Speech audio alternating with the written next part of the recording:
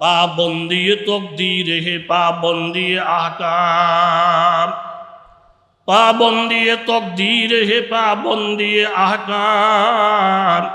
ये मसला मुश्किल नहीं आए मर्द खरदमान, एक आन में सुबार बदल जाती है तकदीर, हाय उसका मुकल्लद अभी ना खुश अभी खुरसान। तकदीर के पाबंद नबाता तो जमादात, मोमेन फकत अहकाम इलाही का ही पाबंद।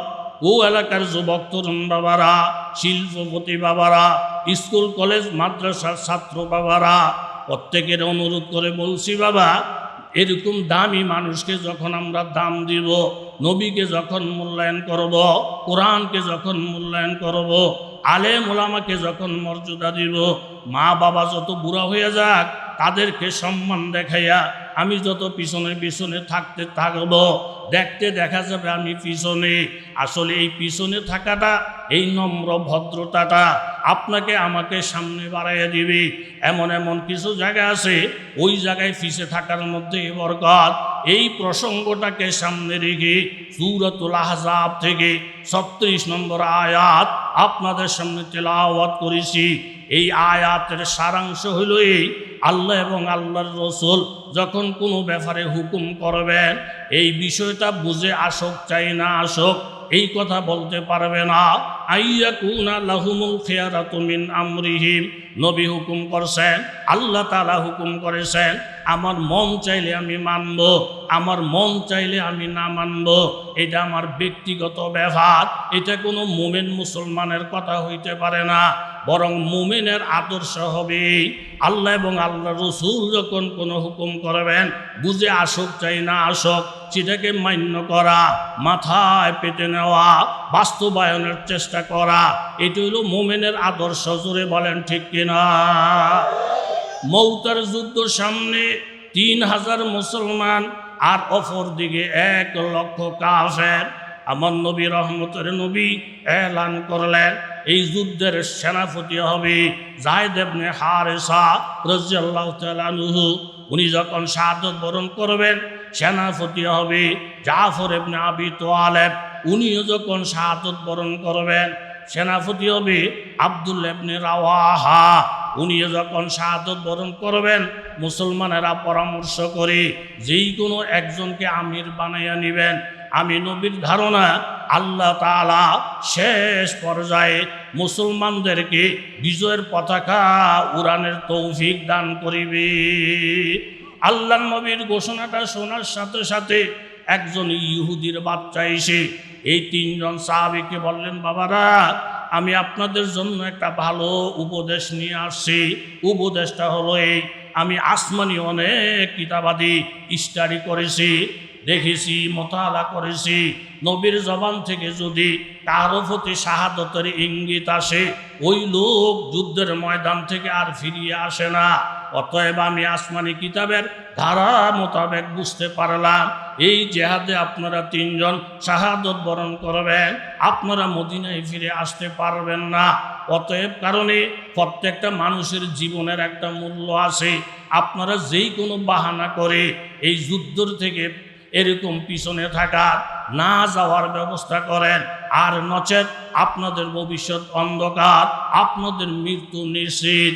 কথাটা শোনার সাথে সাথে 3 জন সাহাবী এরকম সিংহের মতো গর্জন মেরে উঠলেন, ইহুদির বাচ্চা দূর হয়ে যাও, তুমি যেমন বুঝতে পেরেছ আল্লাহ নবীর কথার ইঙ্গিতের দ্বারা আমাদের মৃত্যু নিশ্চিত, আমরাও 100% বুঝতে পেরেছি আমাদের মৃত্যু নিশ্চিত, আমাদের শাহাদত অনিবার্য।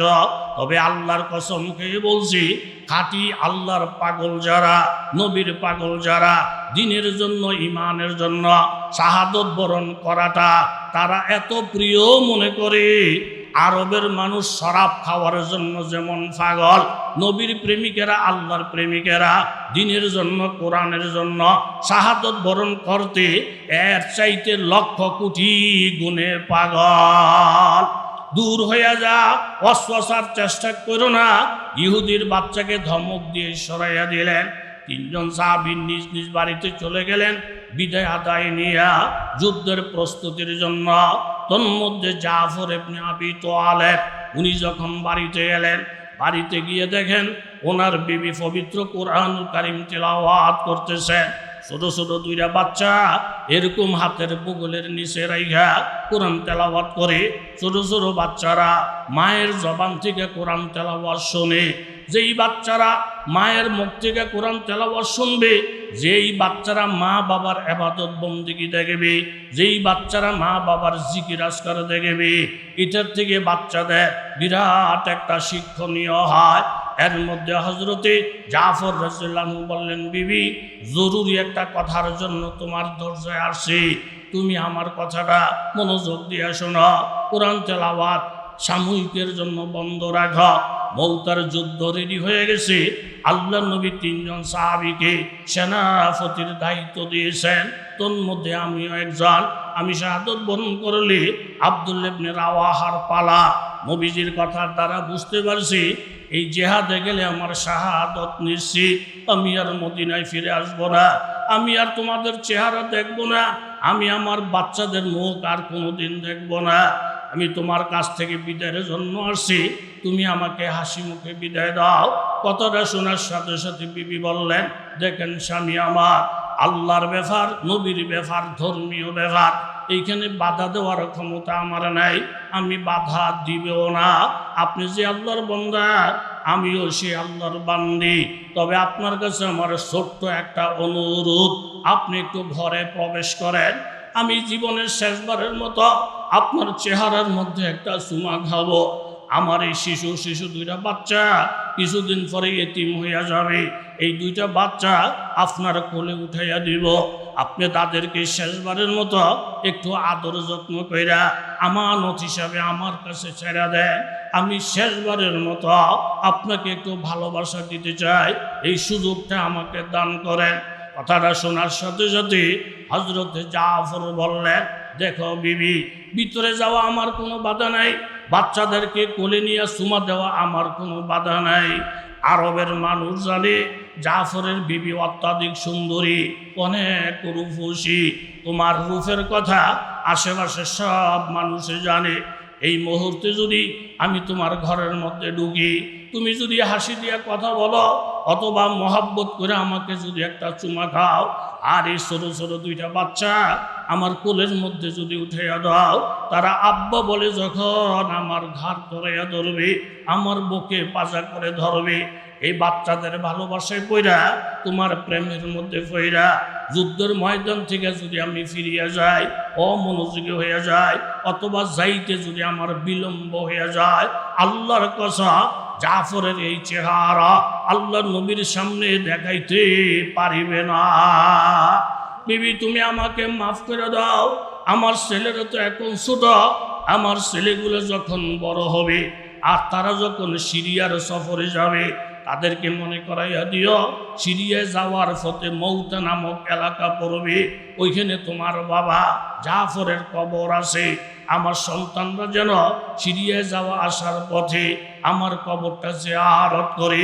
হাদিস শরীফের মধ্যে আসছে, মান যারা কবর আবাওয়াইহি ফি কুল্লি জুমআতিন গুফিরা লাহু মা তাকাদ্দামা মিন যামবিহি। কোন সন্তান, পুরুষ সন্তান যদি জুমার দিন মা বাবার কবর জিয়ারত করে, আমার আল্লাহ তাআলা খুশি হইয়া ওই সন্তানের গত জীবনের সমস্ত সগীরা গুনাহ মাফ করিয়া দিবে। কিন্তু দেখা যায় বাবা, আমরা আলেম দিয়া দোয়ার ব্যবস্থা করি। মৃত্যুবার্ষিকী আসলে মসজিদে বইলা দিয়ে আমার আব্বার জন্য দোয়া করা, আলেম ওলামা দোয়া করবে, সেটা কোনো খারাপ না। কিন্তু আলেম ওলামার থেকে আপনার হক বেশি, আপনার দায়িত্ব বেশি। আপনি যতটুকু পারেন মা বাবার কবরের পাশে দাঁড়ান, বিশেষ করে জুমার দিন জিয়ারত করেন, এই দায়িত্বটা আপনি পালন করেন, আপনার ছেলে সন্তানেরও দায়িত্ব পালন করবে। হযরত জাফর বললেন, বিবি আমাকে বিদায় দাও, ঘরে থাকার আহ্বান করিও না, সন্তানদেরকে কোলে নেওয়ার আহ্বান করিও না। হযরত জাফর দেখিয়ে দিলেন, আমার বিবির থেকে, আমার ছেলে সন্তান থেকে, এমনকি আমার জীবনের থেকে আমার নবীর দাম এবং মর্যাদা আমি জাফরের কাছে কোটি কোটি গুণে বেশি।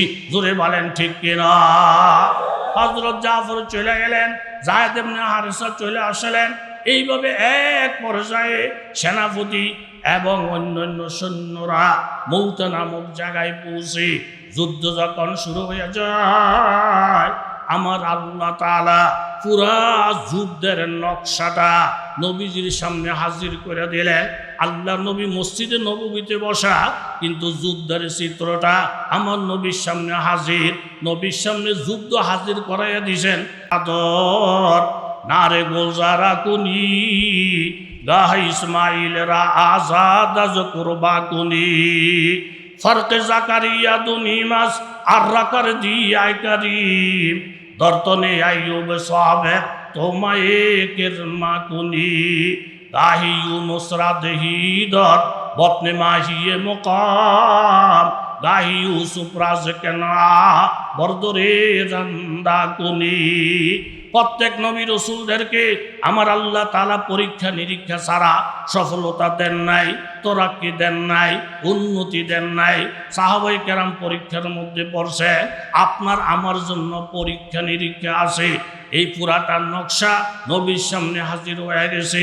হযরতে যায়েদ ইবনে হারেসা তলোয়ার নিয়ে যখন সামনে বাড়ালেন, তুমুল লড়াই চালিয়ে গেলেন। এক পর্যায়ে তিনি শাহাদত বরণ করলেন। শাহাদত বরণ করার সাথে সাথে পতাকাটা হযরত জাফর রাদিয়াল্লাহু আনহু হাতে নিলেন। নবী বললেন, সাহাবীরা শোনো, এইমাত্র জাফর শাহাদত, এইমাত্র যায়েদ ইবনে হারেসা শাহাদত বরণ করেছেন। এখন পতাকা জাফরের হাতে। হযরত জাফর রাদিয়াল্লাহু আনহু আমার নবীর আপন চাচাতো ভাই, পতাকা নিয়ে সামনে বাড়লেন, তলোয়ার নিয়ে সামনে বাড়লেন। কাফেরদের প্রচন্ড আঘাতে ওনার ডাইন হাতটা এইভাবে শহীদ হয়ে যায়। ডাইন হাত শাহাদত বরণ করার সাথে সাথে উনি এই কথা বলেন নাই, আমাকে বাঁচাও, আমাকে বাঁচাও, আমি সামনে বাড়তে পারবো না। ডাইন হাত শাহাদত হয়ে গেছে, বাম হাতে পতাকা নিয়ে সামনে বাড়ালেন। আবার বাম হাত শহীদ হয়ে গেছে, মুখের মধ্যে কামড়াইয়া পতাকা নিয়ে সামনে বাড়ালেন। ও যুবক বাবারা, একটা মিনিটের জন্য মুরাকাবা কইরা দেখো বাবা, একটা আঙ্গুল কেটে গেলে মুহূর্তের মধ্যে আমাদের সব প্ল্যান শেষ হয়ে যায়। একে একে দুইটা হাত কেটে গেছে, এখনো নবীর পাগল জেহাদের থেকে পিছনে হটে না, দৌড়াইয়া পালানোর চেষ্টা করে না, বরং মুখের মধ্যে পতাকা জড়াইয়া সামনে বাড়ালেন।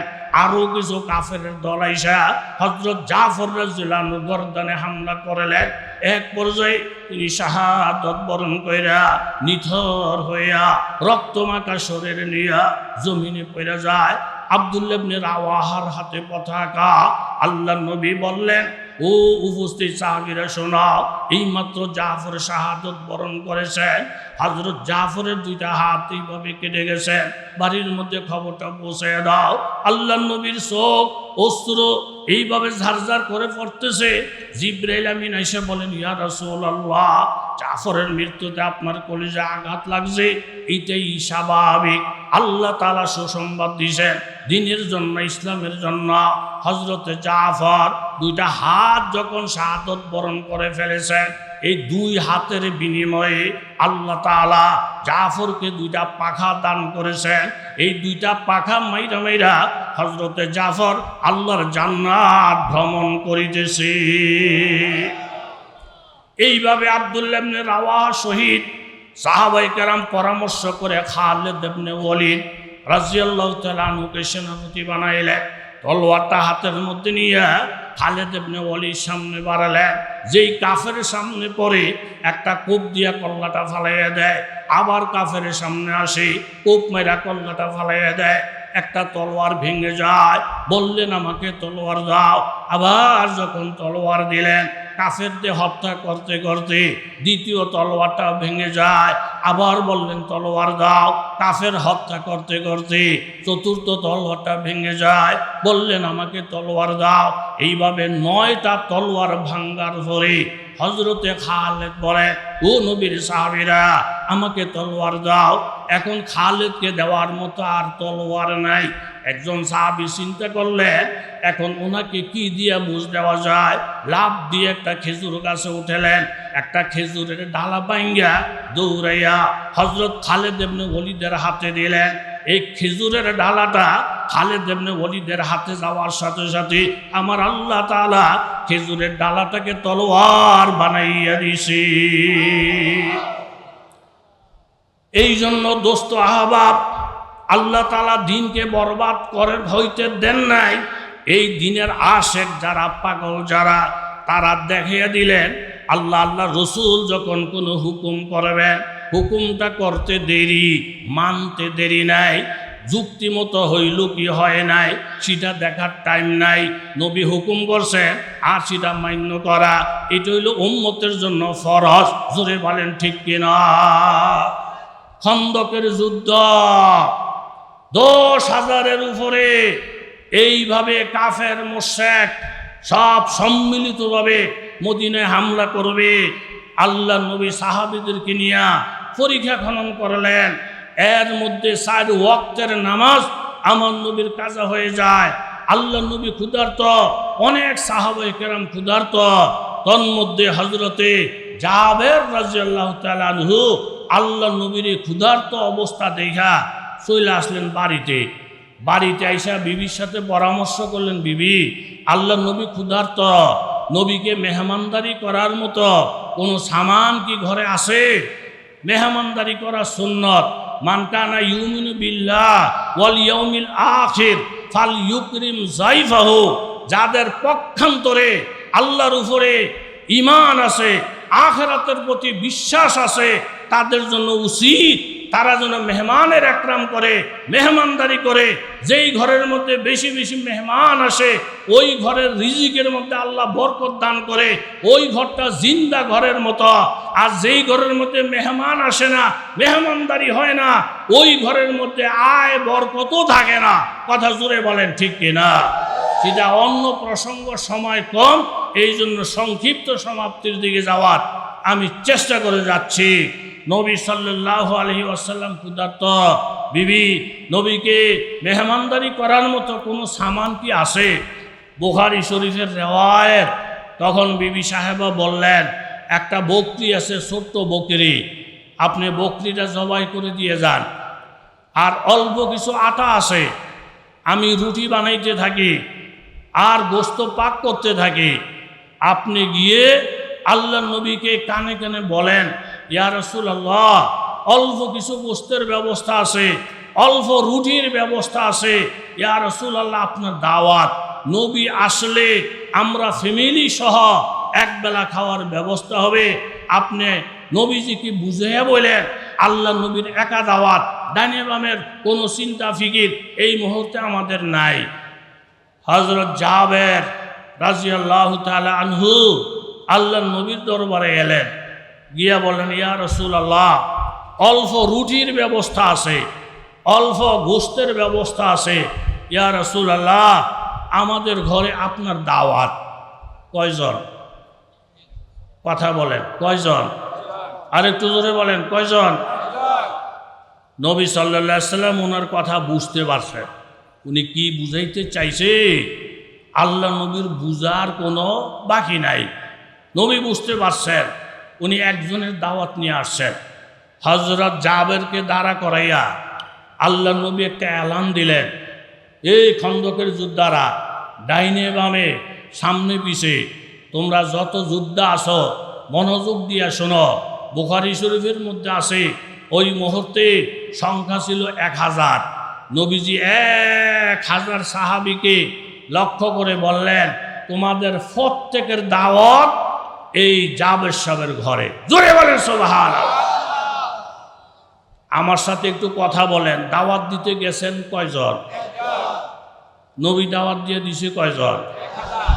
তাহলে উম্মতের কথার সাথে নবীর কথার মিল নাই। উম্মত বলে 1, নবী বলে 1000। সাহাবী বলেন মাথাটা নষ্ট। এই মুহূর্তে যদি বলি ইয়া রাসূলুল্লাহ এই 1000 কইতাম না ইয়া রাসূলুল্লাহ, তাইলে বাদ কুরবানির পরে দেখা যাক, রমজানের পরে দেখা যাক, বাদ। তাইলে নবীর সাথে বেয়াদবি হবে। নবীর সাথে বেয়াদবি হইলে ইমান আমল কইরা কোনো ফায়দা নাই। নবীকে বেজার কইরা আল্লাহকে খুশি করা যায় না। কথা জোরে বলেন, ঠিক কিনা? চিন্তায় পড়ে গেলেন কি করি, আবার যদি কিছু না বলি, নবী 1000 সাহাবী নিয়ে গেলে আমার উপায় কি? অনেক চিন্তা ভাবনা কইরা ভাবলেন আমার বিবির সাথে একটু পরামর্শ করি। তাড়াতাড়ি দৌড়ে আইসা বিবিরে বলেন, বিবি সাহেব ভেজাল হয়ে গেছে। কি? নবীরে একা দাওয়াত করছি, বুঝাইয়া বলছি, কিন্তু আল্লাহ নবী 1000 সাহাবী দাওয়াত দিয়ে দিছে। আমাদের দেশের মেয়ে লোক যদি হইতো আধা ঘন্টা পর্যন্ত হুজুর করে গাইলে তো এই হুজুরকে খাইছু তুই। একজন করলে 5 জন, 5 জন করলে 25 জন, 25 জন করলে 200 জন। দাওয়াতের কথা হলে হুশ জ্ঞান সব হারাইয়া লায়। বাপরে বাপ, খাইতে ফাগল। দাওয়াত দিতে গেছেন একজন, নবী দিয়ে লিছে 1000 জন। এই দাম বোঝানো সম্ভব না, লন আমরা ঘরও তালা দিয়া ফলাইয়া যাই। এই খাইছুতের মেয়ে লোক সমাজে, কথা জোরে বলেন, আছে না নাই?